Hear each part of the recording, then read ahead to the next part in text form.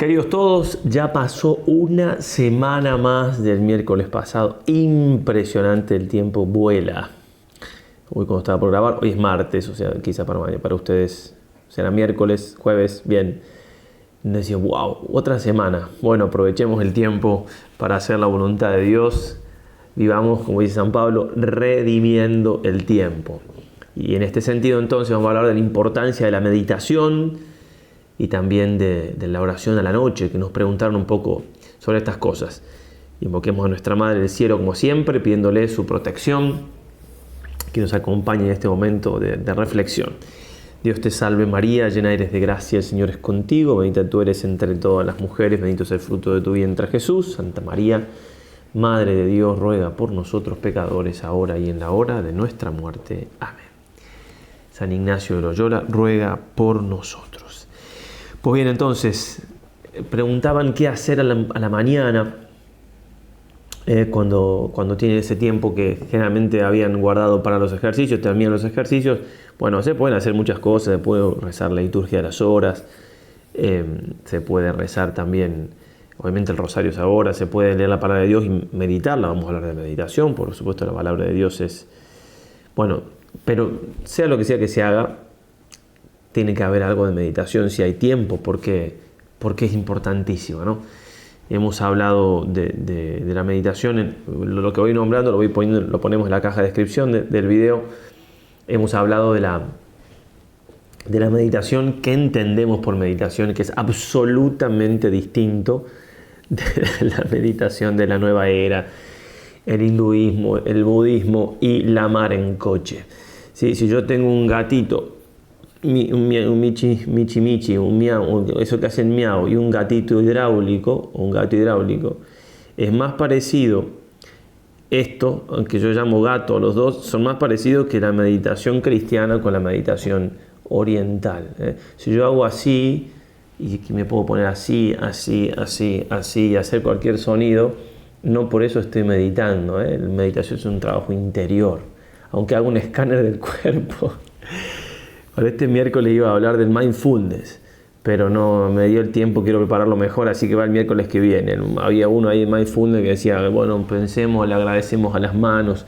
Entonces, agradecer a las manos no suele ser mucha meditación desde el punto de vista cristiano de la palabra. En fin, cada uno hace lo que quiere, pero bueno. Entonces, nada, pues, en lugar de un mindfulness bueno, ya les explicaremos, pero era muy comercial el que puso esa palabrita porque vende bastante, pero pues digamos meditation. No vamos a hacer meditación sino meditation, vamos a hablar de la meditation. En fin, entonces, volviendo, estamos hablando de algo muy importante, ¿no? Porque si no meditamos en nuestra vida espiritual es muy difícil mantenernos y con más razón también crecer. Por eso empecemos con algunas citas bíblicas, ¿sí? del todo importantes. Miren esta, Jeremías 12:11. Toda la tierra es desolación por no haber quien medite en su corazón. Muy fuerte, muy fuerte. Por eso también leemos en Siracía 16, 24 y 25. Escúchame, hijo, y aprende la educación del Espíritu y medita en tu corazón las palabras que voy a decirte. Pues te daré instrucciones muy acertadas y te manifestaré la escondida sabiduría. Aplícate de corazón a entender mis palabras. Aplícate de corazón a entender mis palabras. Bien. De eso se trata, ¿no? De corazón, con fuerza, con ánimo, y a entendemos con la inteligencia, ¿no? La inteligencia, un trabajo de inteligencia y de la voluntad. Hebreos, pasamos al Nuevo Testamento, obviamente había mucho más citas, simplemente unas pinceladas. 2:1. Por tanto es preciso que prestemos mayor atención a lo que hemos oído para que no nos extraviemos. Pues si la palabra promulgada por medio de los ángeles obtuvo tal firmeza que toda transgresión y desobediencia recibió justa retribución, en el Antiguo Testamento, ¿cómo saldremos absueltos nosotros si descuidamos tan gran salvación? Bien. Y en este sentido, entonces, un ejemplo acabadísimo de esto es la Santísima Virgen María. María guardaba todas estas cosas. repasándolas, meditándolas en su corazón. Lucas 2, 19 y 51. Dice el padre Monseñor Strominger: he aquí la mejor definición de lo que es meditar. Y entonces, lejos de ser una divagación propia, es un estudio, una noción, una contemplación que nos une a Dios por su palabra, que es el Verbo, que es Jesús mismo, la sabiduría con la cual nos vienen todos los bienes. Después de la Sagrada Escritura, ¿a quién vamos a citar? Vamos a citar a la inteligencia más grande que jamás ha pisado esta tierra, al teólogo más grande, más acabado, a Santo Tomás de Aquino, ¿no? Iluminado también con todos los dones, por supuesto, del Espíritu Santo y demás, de entendimiento. Bueno, es único Santo Tomás, es único. Tenemos doctor en la gracia, doctor en tal tema. Santo Tomás es el doctor común, doctor de todos los temas, o doctor omnium orarum, de todos los tiempos, de todas las horas. Doctor eucarístico también. Es el único teólogo nombrado nominatim, así nombre y apellido, por así decirlo, en un concilio, 2 veces, el Concilio Vaticano II, 2 veces. Bueno, la grandísima mayoría de los papas lo han recomendado, grandísima mayoría tenía la cuenta hecha, pero bien, en fin, es una cosa impresionante Santo Tomás. Santo Tomás divide aguas absolutamente, es la cumbre del pensamiento. Se puede ahí pensar un poco más como como un enano en nombre de un gigante, sí, pero bien, Santo Tomás, él en el colegio en Sunchucorral, saludo a la gente de Sunchucorral en Argentina, en el secundario, así en broma, cuando teníamos clase con las chicas de tercero, por ahí creo que eran, cuando yo decía Santo Tomás de Aquino, porque dice Santo Tomás y hacíamos un gesto de reverencia, en broma, yo hacía, ¿no? Y después yo lo decía Santo Tomás y ellas lo hacían también y yo, bien, pero para que les quede grabado que Santo Tomás es algo, ¿sí? Benedicto XV fue el que dijo, ¿no? Si mal no recuerdo, que fue él. La doctrina de la Iglesia es la doctrina de Santo Tomás. Y en el Concilio de Trento estaba la Sagrada Escritura al lado de la Biblia y los cánones, ¿no? de documentos magisteriales y demás. Al lado de eso, estaba la Suma Teológica de Santo Tomás. Impresionante. Entonces, tuve la gracia hace unos días. Bueno, disculpe que alargue un poquito. Total, lo ponen en 2, lo ven. Hablando de poner en 2, por ahí me dicen, de vez en cuando aparece una hater, no es una broma. Alguien que me dice, padre, hable más despacio, porque, perdón, genio y figura hasta la sepultura. Ya no puedo, tendría que hablar demasiado despacio y no me sale. Así que sepan disculpar. No sé si YouTube tiene para poner más lento, pero bueno. ¿Qué va a hacer? Límites son límites. Volvemos entonces a que fui a buscar el título hace unos días, no doctor, nada, es un simple licenciado, magíster, y providencialmente estaba cerquita de la universidad, que hacía tiempo que estaba el título ahí, terminé hace 1 año y medio, y justo estaba a 300 metros, 400, en un convento contemplativo de carmelitas, estaba la cabeza de Santo Tomás, porque está de jubileo de nacimiento, jubileo de canonización, así que una alegría muy grande haber podido rezar ante esa cabeza. Después me dieron una medallita, que la tengo por acá, tocó los restos me volví, me lo habían dado y volví a preguntar si habían tocado los restos de las reliquias del santo y volví para que lo hicieran. Bien, qué alegría entonces, Santo Tomás, es impresionante Santo Tomás, nunca nos cansaremos de...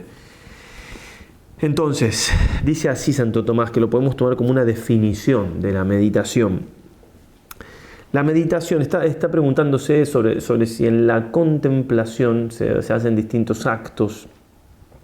Dice, la meditación pertenece al proceso de la razón que pasa a través de los principios para llegar a la contemplación de la verdad. Eso es meditar, La razón que va procesando, es decir, va razonando, y de los principios llega a la contemplación de la verdad.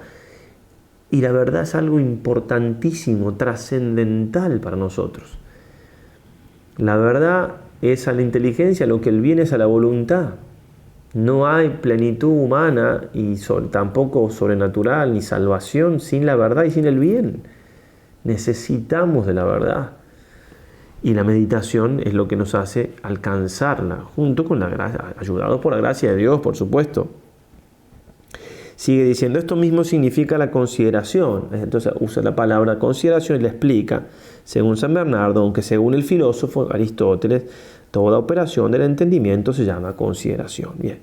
Pero la contemplación pertenece a la simple intuición de la verdad, ¿no? La contemplación ya está dando algo más infuso. Bueno, pero sigue diciendo, por eso dice el mismo Ricardo de San Víctor, que la contemplación es la intuición del alma penetrante y libre del objeto. Bueno, la contemplación, tomado en este sentido, la contemplación infusa, ¿no?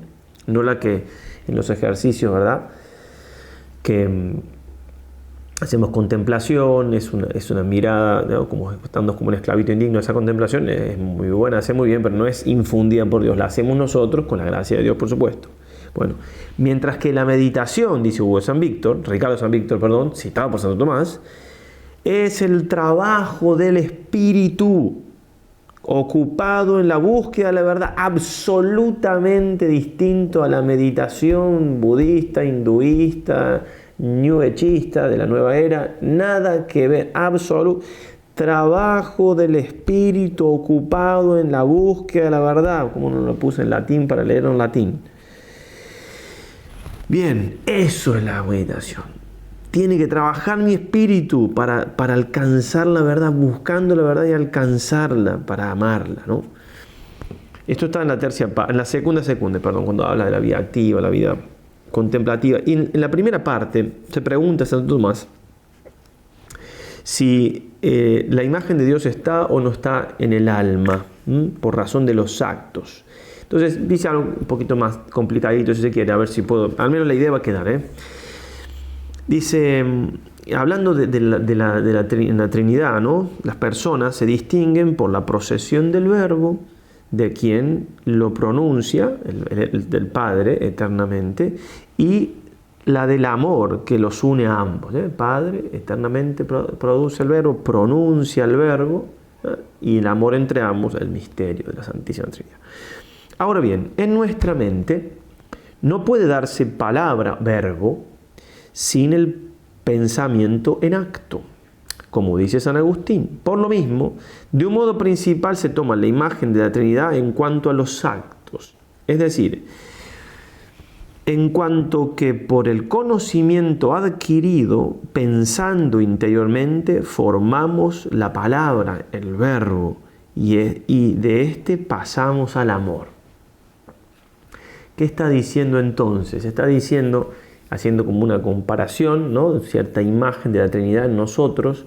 El Padre pronuncia el verbo eternamente, el amor entre el Padre y el Hijo, entre su verbo es el Espíritu Santo. Bueno, nosotros pensamos, razonamos, ¿sí? Producimos un verbo mental, una idea, un concepto, lo decíamos cuando hablábamos de la Trinidad, de los dones del Espíritu Santo y eso produce amor, porque amamos la verdad que encontramos. Entonces, análogamente a lo que pasa en el interior de la Santísima Trinidad, análogamente, por supuesto, pero es muy interesante. ¿Por qué medito? Porque quiero alcanzar la verdad y porque quiero enamorarme de ella.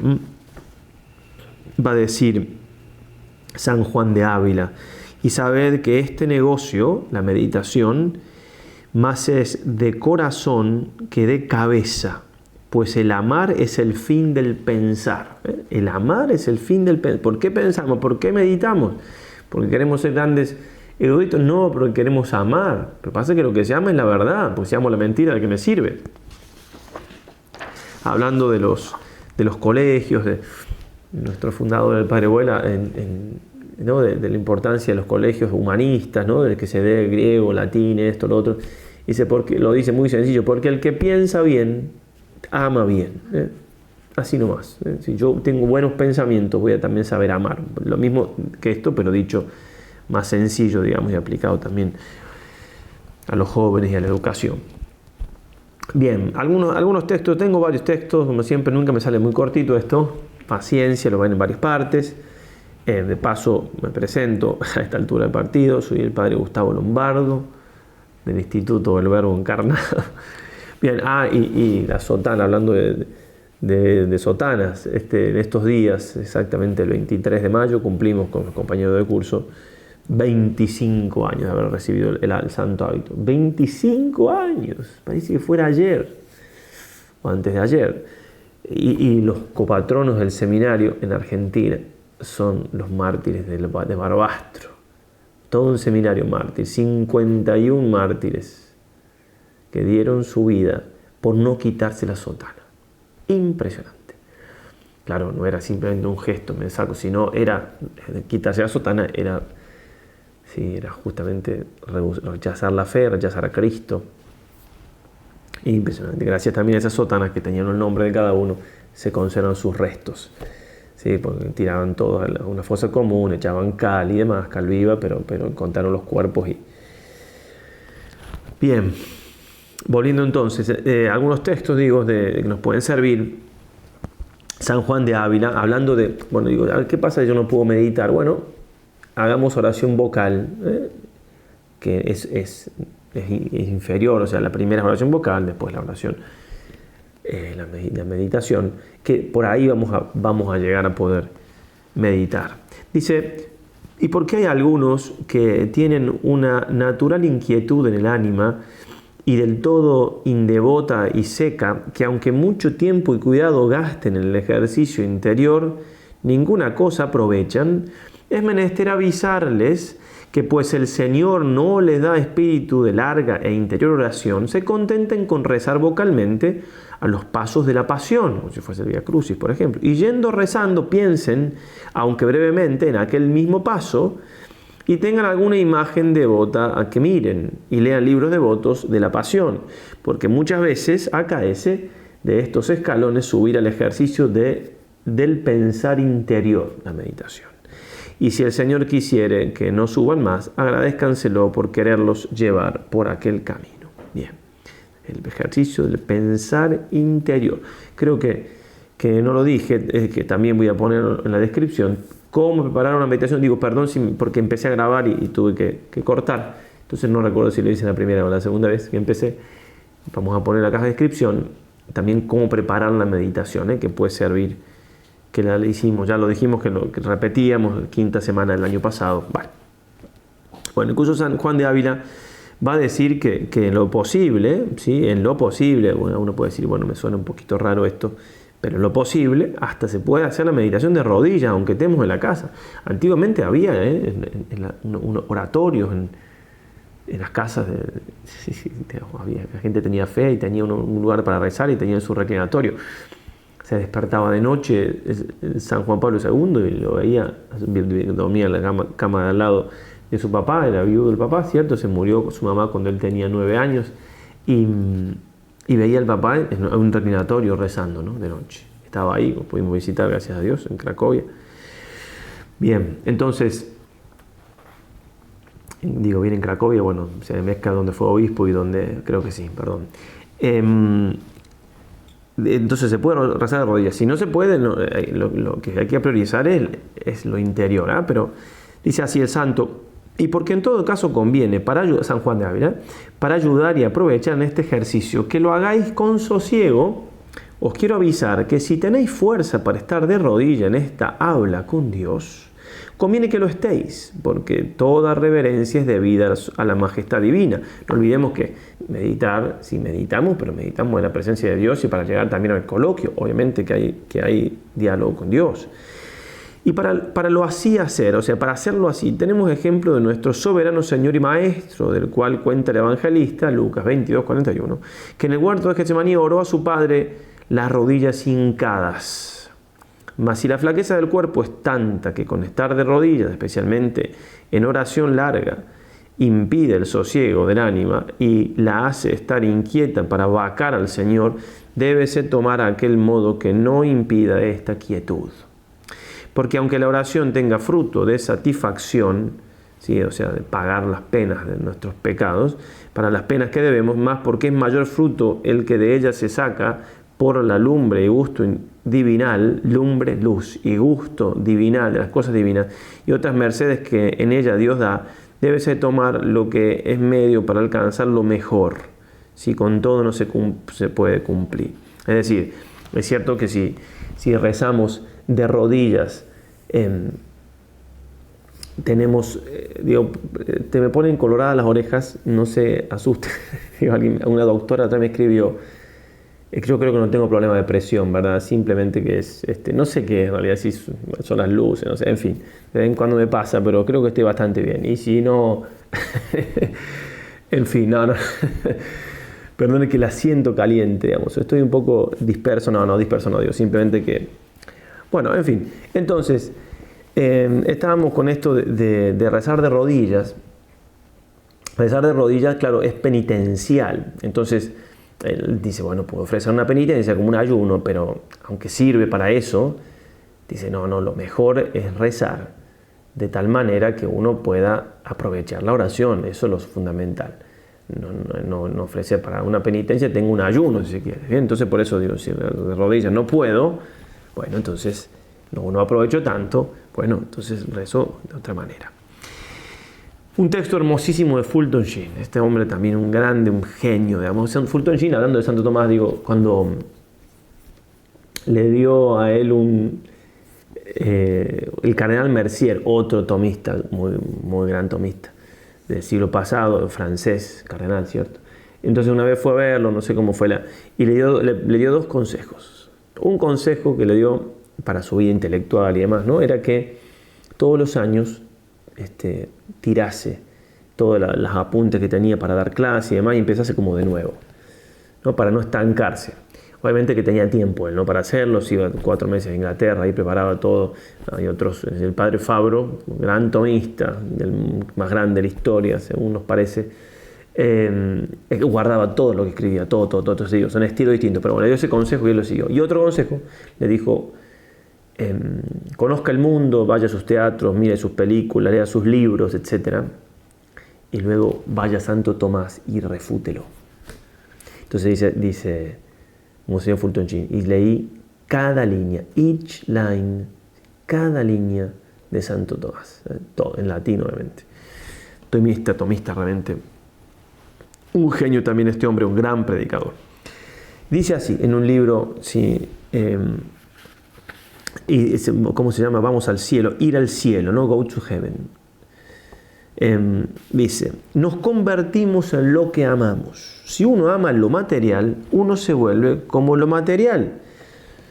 Si uno ama lo espiritual, uno se convierte a él, a lo espiritual. Asemeja su punto de vista con lo que uno ama, sus ideales y sus aspiraciones.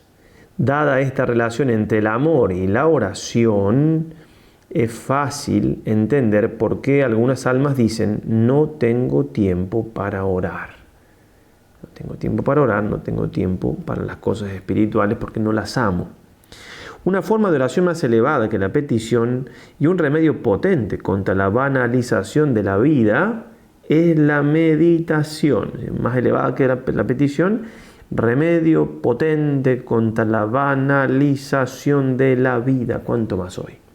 La meditación es un poco como una fantasía o un soñar despierto, pero con dos diferencias importantes. En la meditación no pensamos acerca del mundo o de nosotros mismos, sino de Dios.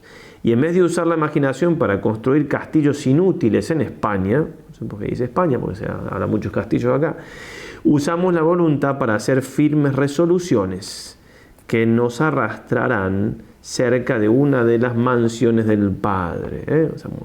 Si no contra el castillo, no usamos, meditamos para también tomar resoluciones con la voluntad y hacer mansiones en el cielo. La meditación es un acto espiritual más avanzado que decir oraciones, ya que puede ser comparado con la actitud de un niño, la comparación es hermosísima, que entra en la presencia de una madre y le dice, no voy a decir una sola palabra si solo me dejas quedarme aquí y ver. Quedarme aquí y ver. Esa es la meditación, ¿no? Más que hablar. La meditación permite la suspensión de la lucha consciente contra las desviaciones externas por un conocimiento interno de la presencia de Dios. Se deja de luchar contra los pensamientos. También en un grado de meditación profunda, ¿cierto? Pero por el contacto con la presencia de Dios. Se deja fuera el mundo para permitir al Espíritu entrar, Espíritu con mayúscula. Rinde nuestra propia voluntad al impulso de la voluntad divina. Silencia el ego con sus demandas clamorosas, con el fin de que pueda escuchar los deseos del corazón divino. Utiliza nuestras facultades, no especula sobre asuntos alejados de Dios, sino que despierta en nosotros el deseo de ajustarnos más a la perfección de su voluntad. Cultiva una actitud verdaderamente científica hacia Dios como la verdad científica en sentido pleno. Nos libera de nuestras disposiciones y nuestros prejuicios para que podamos eliminar todas las ilusiones de nuestras mentes. Elimina de nuestras vidas todas las cosas que impiden la unión con Dios y fortalece en nosotros el deseo que todas las cosas buenas que hagamos se hagan para su gloria y honra. La meditación no es una petición, una manera de usar a Dios o pedir las cosas de Dios, sino más bien una rendición, una súplica a Dios, ser utilizados por Él. Hermosísimo, realmente. Hablamos con un texto de San Bernardo que habla, ¿no?, de también lo que mencionaba aquí Fulton Sheen, ¿no?, que la meditación en definitiva, el objetivo es hacer la voluntad de Dios, conocerla y hacerla. Ese es el objetivo clarísimo. Decía así el santo: amadísimos hermanos, como siempre el PDF está en la descripción del video. Este es el primer grado de la contemplación. Él usa para contemplación aquí, pero hay que entenderla como meditación, según lo vamos diciendo. Pensar constantemente qué es lo que quiere el Señor. El primer grado de la meditación es pensar constantemente qué quiere el Señor. ¿Qué es lo que le agrada? ¿Qué es lo que resulta aceptable en su presencia? Y pues todos faltamos a menudo y nuestro orgullo choca contra la rectitud de la voluntad del Señor y no puede aceptarla ni ponerse de acuerdo con ella. Humillémonos bajo la poderosa mano de Dios Altísimo y esforcémonos en poner nuestra miseria a la vista de su misericordia. Con estas palabras: sáname, Señor, y quedaré sano; sálvame y quedaré salvo. Y también aquellas otras: Señor, ten misericordia, sáname porque he pecado contra ti. San Agustín tiene una oración hermosísima que dice, ¿no?, le dice al Señor: Señor, no te he ocultado mis heridas, mis lastimaduras, ¿no?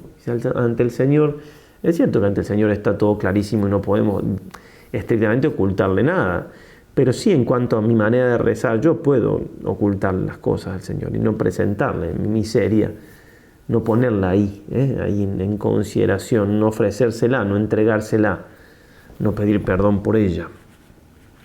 Una vez que se ha purificado la mirada de nuestra alma con estas consideraciones, una vez que hemos meditado, con la ayuda de la gracia, ¿no?, hemos purificado nuestras consideraciones, en el sentido de nuestro corazón, nuestra mirada, y ya podemos estar más unidos a la voluntad de Dios, etc.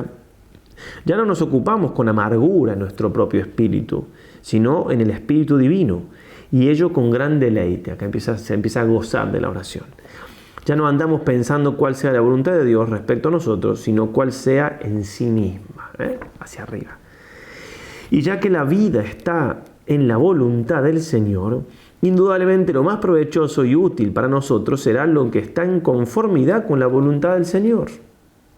Por eso, si nos proponemos de verdad conservar la vida de nuestra alma, la vida de la gracia, hemos de poner también verdadero empeño en no apartarnos lo más mínimo de la voluntad divina.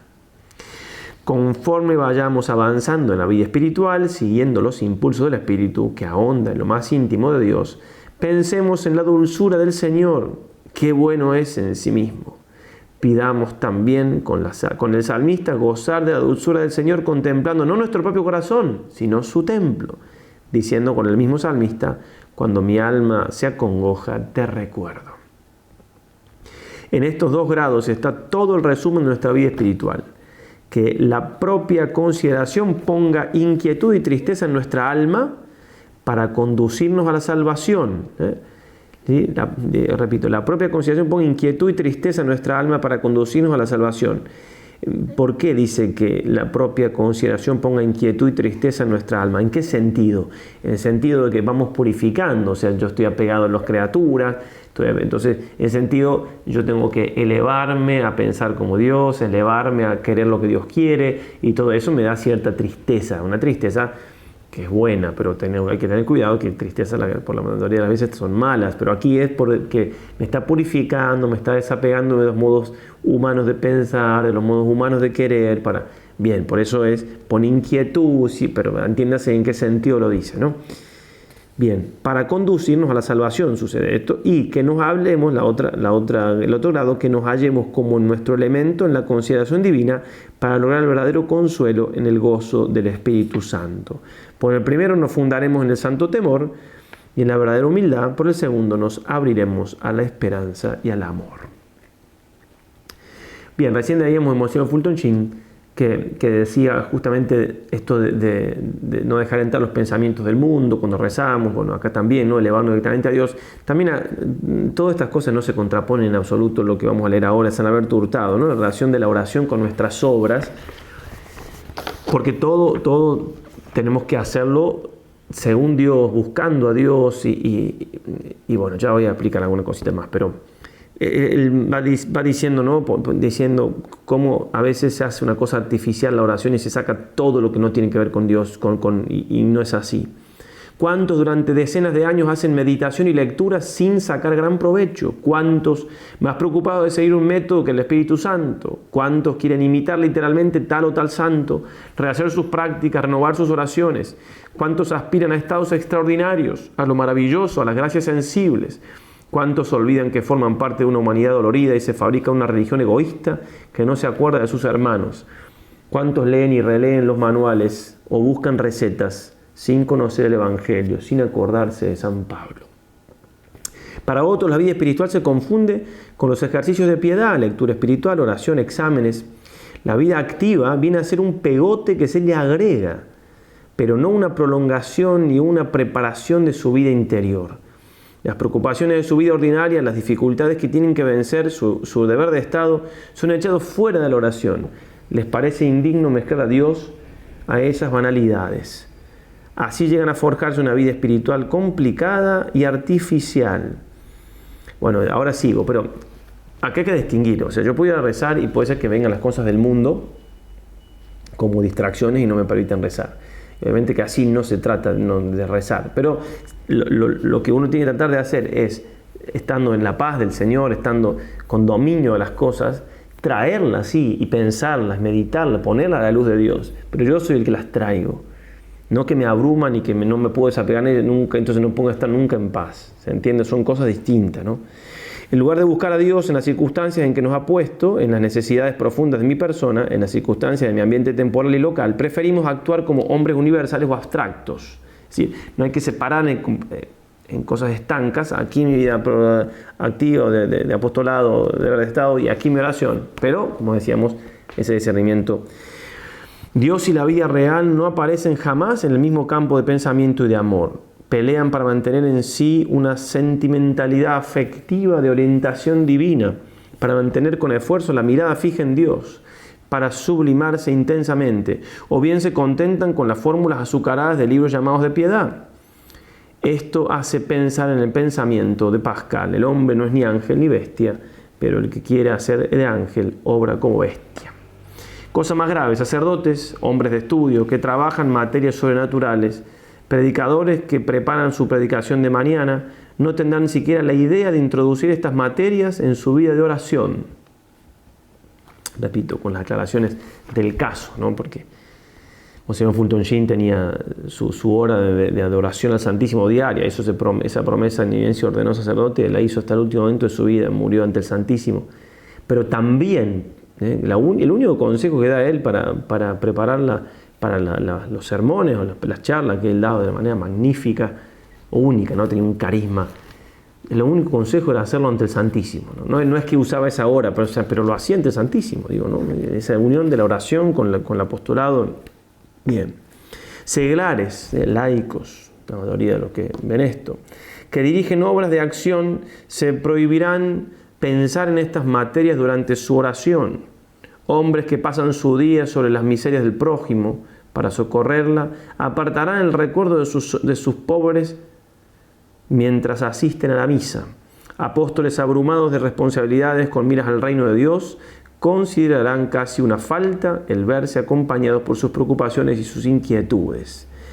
como si toda nuestra vida no debiera ir orientada hacia Dios, como si pensar en todas las cosas por Dios no fuera ya pensar en Dios, o como si pudiéramos liberarnos a nuestro arbitrio de las solicitudes que Dios mismo nos ha puesto.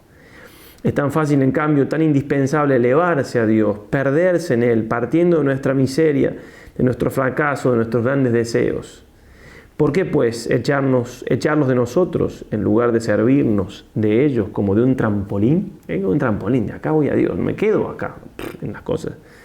Con sencillez, pues, arrojar el puente de la fe, de la esperanza, del amor, entre nuestra alma y Dios.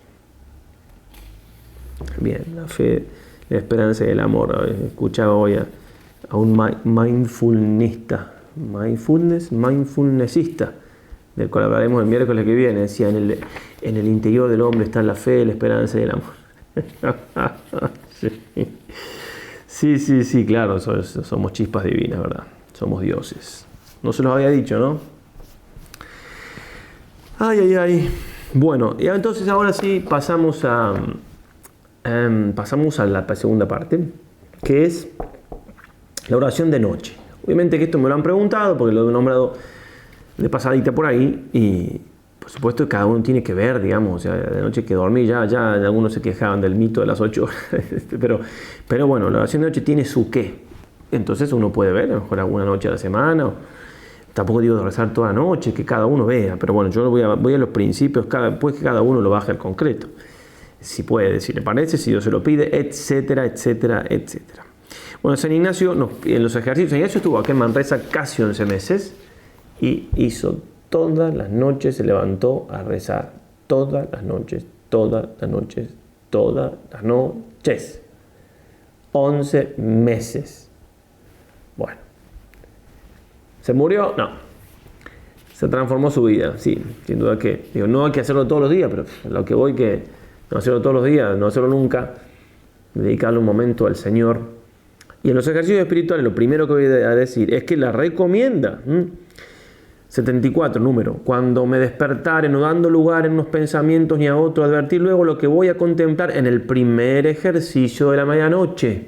Generalmente el horario se acuesta uno a las 10, se levanta a las 12 para rezar. Después, el primer ejercicio se hará a la medianoche, número 72, número antes.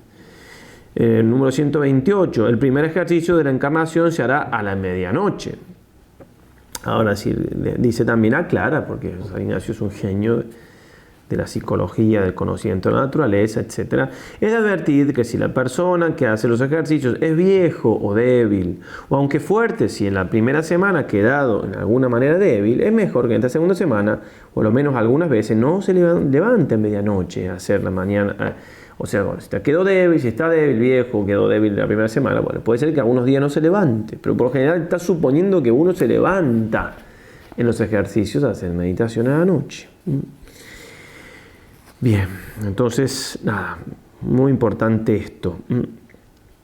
Y los ejercicios es cuanto más, mientras más y más, mayor y mejor, mientras que no se sigue enfermedad notable ni se corrompe su bien. Está hablando de la penitencia. Bueno, porque también la oración de noche es una penitencia, ¿cierto? Entonces, obviamente, uno dice, bueno, pues ya no estoy en el ejercicio. Ok, no sé.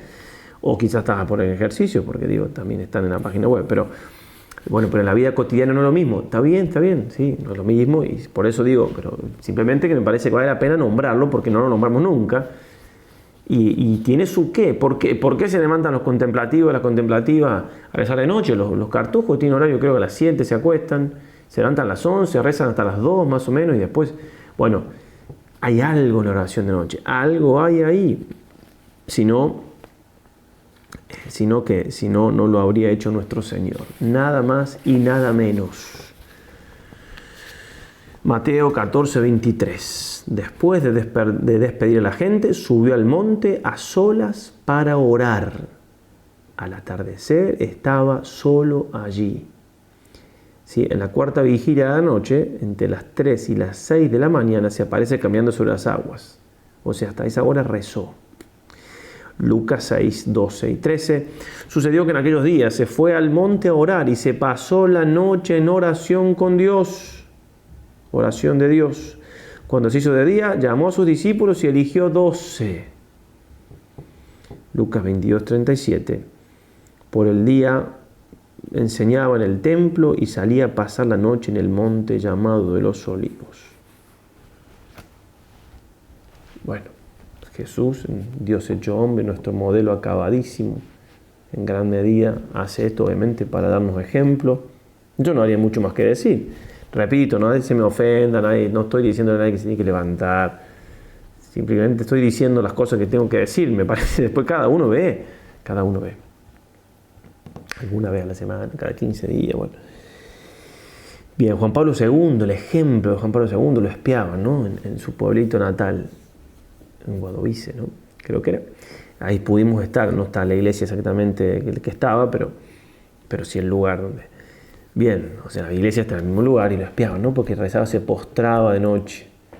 Y rezaba, es cierto que hay un cierto estado ya de contemplación infusa, que la oración es un descanso y ya el cuerpo no lo siente después y todo, pero mientras no lleguemos a eso, el sacrificio que se ofrece en la oración es hermosísimo y gratísimo al Señor y fuente de muchas gracias, ¿no? Lo contaba esto en el video que hablábamos sobre la capilla de oración perpetua, creo que lo conté, pero el padre Hilleman, que hace lo que hace el padre Lofeudo aquí en Europa, él lo hace en América, Latinoamérica. América es América completa, ¿no? América del Norte, creo que al norte también va, bueno, lo hace en Latinoamérica por lo menos. Que entonces van haciendo capilla de oración perpetua y demás, y contaba una anécdota que me lo contó a mí una misionera, que un niño había escuchado que el sacerdote había dicho esto que estamos diciendo, lo habrá dicho mucho mejor, por supuesto, porque la mamá, la llama a la mamá de la casa y le dice, mire señora, su hijo se anotó a rezar a las 3 de la mañana. Entonces la mujer dice, bueno, sí, después yo le confirmo. Y dice, bueno, mi amor, ¿por qué sabes que papá trabaja, mamá también, y estamos cansados? Y el nene le dice, mamá, es que el padre predicó que las gracias más grandes se alcanzan a la noche. Y yo quiero que papá deje de tomar y deje de pegarte. Claro, imagínense ante esas palabras. Contuvo las lágrimas la madre, llamó de nuevo y dijo, por supuesto, esa hora es nuestra. Y empezaron a ir a hacer la adoración de noche, madre e hijo. Bueno, imagínense la escena conmovedora. Y pasó un tiempito y el papá del pequeño, el esposo de esta señora, esta mujer, dejó de tomar, dejó de pegarle, y un tiempito después eran 3 los que iban a rezar. Y eso es ¿por qué? Porque se rezó, pero también, y no poco importancia, es que se rezó de noche. Dice así el cardenal Sará, en ese libro muy conocido, Dios o Nada: hace tiempo pienso que la oración únicamente puede tomar cuerpo de noche. En la oscuridad solo Dios nos ilumina. Igual que Jacob y ejemplo de los monjes, es importante aprender a rezar en plena noche, cuando toda la creación busca el sueño. La oración nocturna nos vuelve a sumergir en las tinieblas de la muerte de Jesucristo, que conmemoramos durante la celebración de la vigilia pascual. De hecho, cuando el Señor pidió que lo acompañaran a rezar, era de noche, ¿no?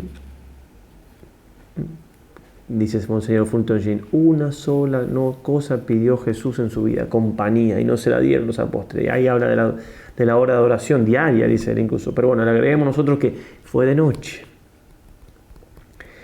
De noche. María Santísima, ¿no habrá rezado Jesús de noche en su vida oculta? Parecería que sí, ¿verdad?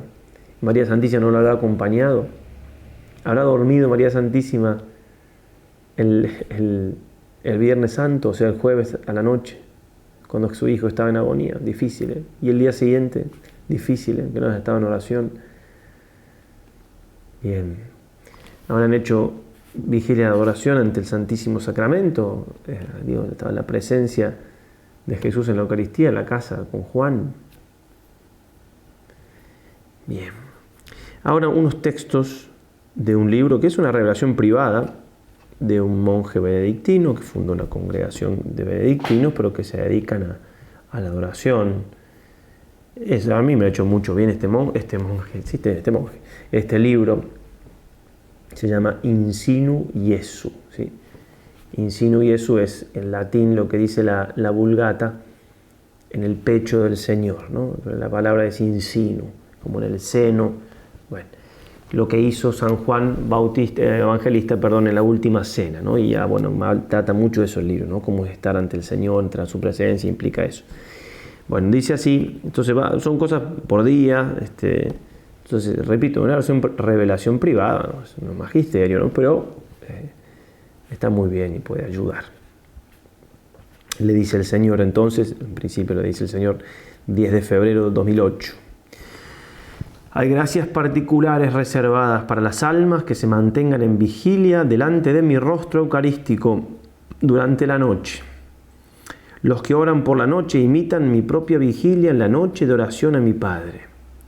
Muchas veces quise estar en vigilia en presencia de mi Padre, conversando con Él en el silencio de la noche, retomando en mi oración las preocupaciones secretas de mi Padre y tomando en mi oración los cuidados secretos de un mundo dormido e incluso los gemidos de la creación. Tú descubrirás que en la oración nocturna hay una claridad y una paz que yo no doy a las almas en otros tiempos.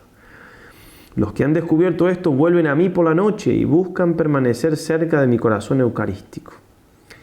La luz de mi rostro eucarístico los ilumina en la noche a pesar de ser oscura. Brilla para ellos interiormente. Aprende a adorarme por la noche. Yo especialmente deseo que los sacerdotes vengan a mí en la noche. Ellos no perderán nada de su reposo porque yo seré su descanso y los refrescaré. Viernes 30 de mayo del 2008, Día del Sagrado Corazón. ¿Dónde están ellos? ¿Por qué no son los primeros que me buscan en el sacramento mi amor y son en el sacramento de mi amor? No son los primeros que me buscan en el sacramento mi amor. Bueno, capaz que me faltó poner el sacramento de mi amor, perdón. Y son los últimos en dejarme en el cierre del día. Está hablando de los sacerdotes, ¿sí? Incluso en la noche espero por ellos. En las horas de la noche es posible tener una intimidad conmigo que una persona no puede experimentar en otro tiempo. Yo espero por mis sacerdotes, espero por los amigos elegidos por mi Sagrado Corazón y ungidos para continuar mi sacerdocio víctima en el mundo. Quiero que mis sacerdotes vengan a mí y yo los atraeré, uno por uno, hacia el esplendor de mi rostro eucarístico.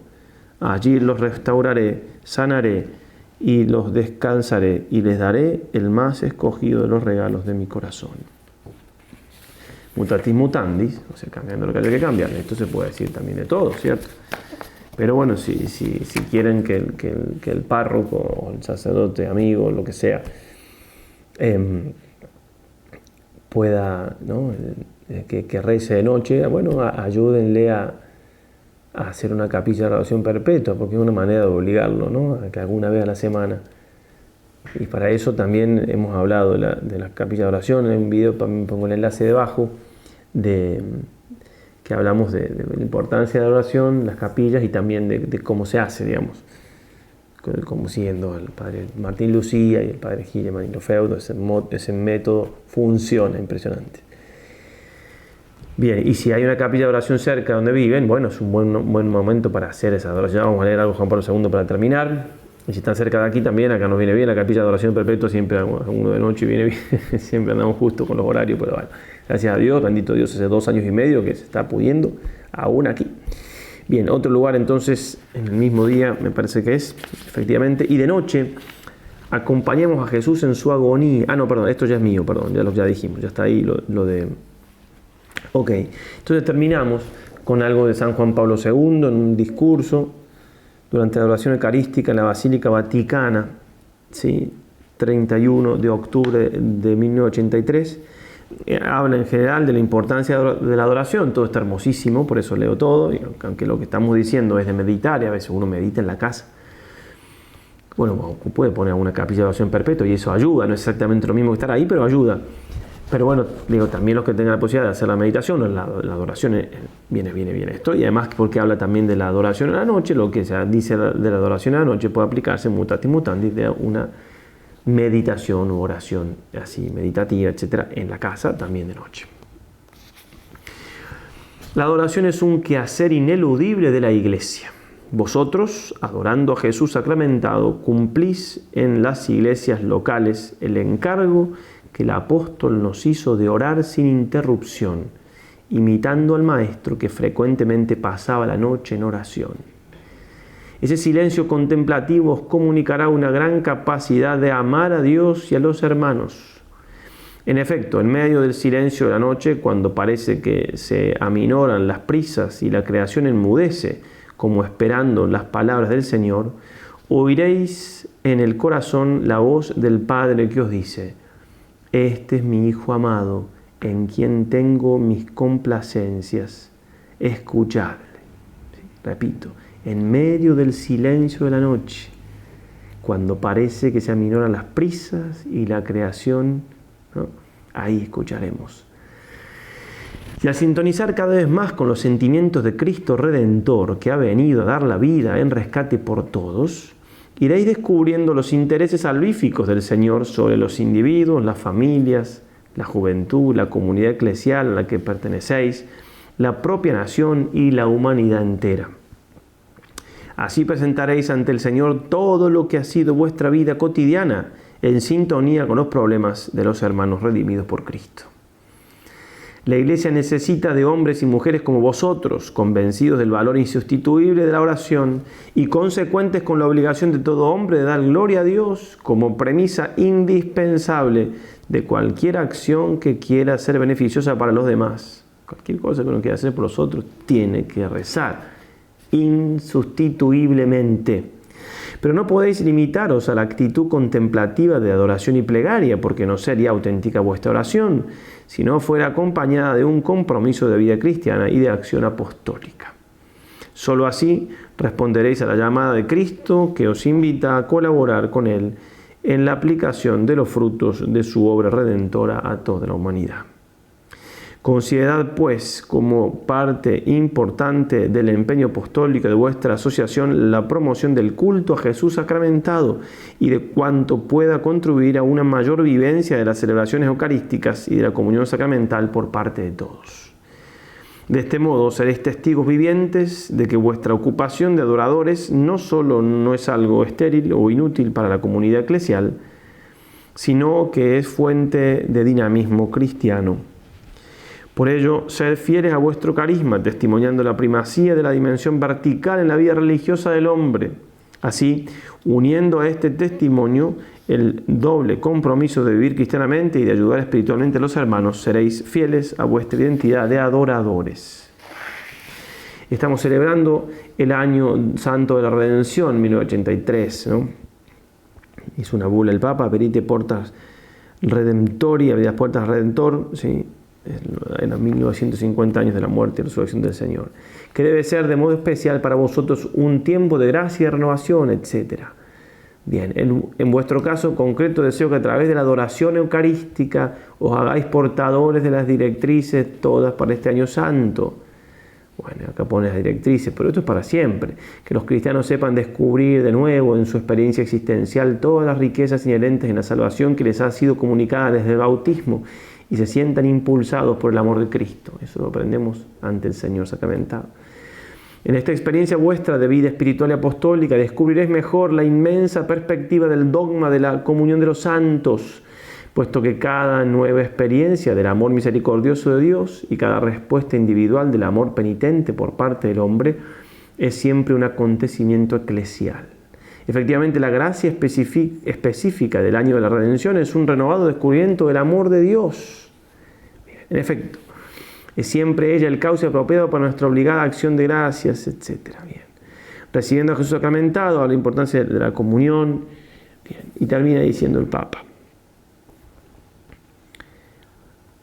así se hará realidad el anhelo a abrir las puertas al Redentor, que ha de significar para vosotros una apertura del corazón que no tiene prisas al estar con el Señor y que precisamente por ello se entrega generosamente a los compromisos de la vida cotidiana, personal, familiar y social. Así, entrar en el misterio de la redención será sintonizar con el sí de Jesús al Padre y vuestro sí contemplativo y comprometido se unirá al de Cristo y hará luego toda la humanidad pronunciar un sí de un Padre nuestro universal. Bien. Dice, vuestra oración sin dejar de realizar, vuestra oración sin dejar de ser trato confidencial y personal con el divino amigo, ya no llamo siervos sino amigos, ha de abrirse a la dimensión comunitaria y misionera, ¿no? Todo el bien que hace la misión es impresionante lo que podemos hacer rezando. Termina, y nosotros también, la Virgen Santísima, Madre de Jesús y Madre nuestra, que con José su esposo adoró al Hijo de Dios hecho hombre la misma noche de su nacimiento, y que tantas otras noches en Belén y Nazaret veló su sueño, sea el modelo de todos los adoradores y adoradoras nocturnos de Jesús sacramentado. También, digamos, de adoradores y adoradoras de... aquí sigue, perdón. También los que hacen meditación a la noche, digo, si algunos se animan, que su presencia como Madre dolorosa junto a Cristo, a la cruz de Cristo Salvador, nos enseña a descubrir en la Eucaristía el mismo sacrificio que nos redimió. Nos estimula, la Eucaristía, esta perpetuación del sacrificio de la cruz, que la Virgen al pie de la cruz nos ayude a descubrir eso en cada adoración, en cada Santa Misa. Nos estimule a aprovechar personalmente los frutos de la redención y nos haga sentir la responsabilidad de incorporarnos efectivamente a la función salvadora de la Iglesia, encargada de aplicar la redención de Cristo a todos los hombres. Hay que hacer apostolado. Que ella nos enseñe los caminos del amor profundo a Dios y al hombre y nos haga preparar el nuevo adviento de su Hijo para la humanidad. Que nos enseñe a ser verdadera Iglesia, la Iglesia del nuevo adviento, la Iglesia que se prepara continuamente a la nueva venida del Señor. Y que debe ser la Iglesia de la Eucaristía y de la penitencia. Queridos adoradores y adoradoras de España, Alemania, Bélgica, Chile, Estados Unidos, Francia y México, y agregamos los países que hagan falta, os reitero mis sentimientos de alegría y de gratitud por vuestra visita, mientras de corazón bendigo a vosotros y a todos los miembros de vuestra asociación, a vuestra familia y vuestros países. Alabado sea el Santísimo Sacramento del altar.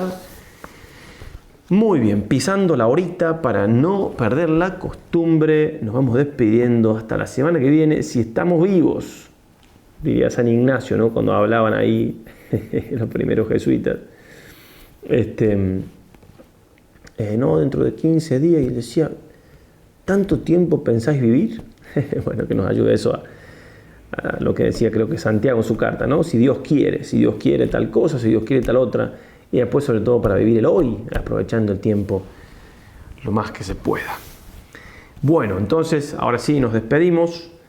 Ave María y adelante. Hasta el miércoles, si Dios lo quiere. Hablaremos ahí de lo que ya dijimos que íbamos a hablar. Mejor ni nombrarlo al final. Hasta la próxima. Queridos todos, olvidé comentarles, por eso ahora va de esta manera grabado, que en la caja de descripción o en el PDF también, donde está el texto que voy siguiendo, les ofrezco dos libros que pueden ayudarles también para la meditación. Uno es del canónico Baudenom, que es un clásico sobre la humildad, que luego de tener una descripción sobre la humildad, una pequeña enseñanza introductoria, está dividido en meditaciones. Incluso hay un texto para la noche anterior y después divide en 3 puntos las meditaciones. Y otro texto también del padre Avancini, que es lo mismo, son algo de 400 meditaciones, también divididos por puntos. Bueno, puede serle de provecho en orden a poder meditar, está hecho para eso. Bien, por eso se las ofrecemos entonces. Hasta la próxima, si Dios quiere. Ave María y adelante.